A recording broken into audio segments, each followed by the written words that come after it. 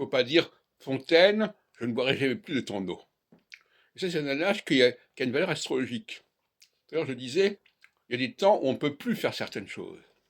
Mais il faut savoir aussi qu'à d'autres temps, on peut le faire. Donc il n'y a rien, le plus n'est jamais définitif. Il y a un moment donné où on dit, ça ne peut plus durer, d'accord? Mais de toute façon, il y a toujours un plus quelque part. On peut toujours dire en équinoctialité qu'on ne peut plus durer comme sur le mode solsticial, et en solsticialité qu'on ne peut pas durer sur le mode équinoxial. Donc, tout ça, c'est très relatif. L'astrologie ne permet plus d'avoir un discours définitif sur quoi que ce soit.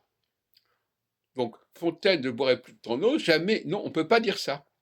On peut dire qu'à un moment donné, pendant une période de 7 ans, on ne fera plus certaines choses. Et pour les 10 commandements, c'est pareil. On nous dit, il y a des commandements qui disent, tu ne feras pas ceci, tu ne feras pas cela. Non, en réalité, ça dépend. Ça dépend. Il y a des périodes où certaines choses sont possibles et des périodes où certaines choses ne sont pas possibles. Effectivement, ces 10 commandements ont peut-être été rédigés à une époque où on voulait, une fois pour toutes, que les choses soient comme ceci ou comme cela, mais en réalité, ça n'est pas valable. L'humanité ne peut pas fonctionner sur le... On ne peut plus faire les choses une fois pour toutes.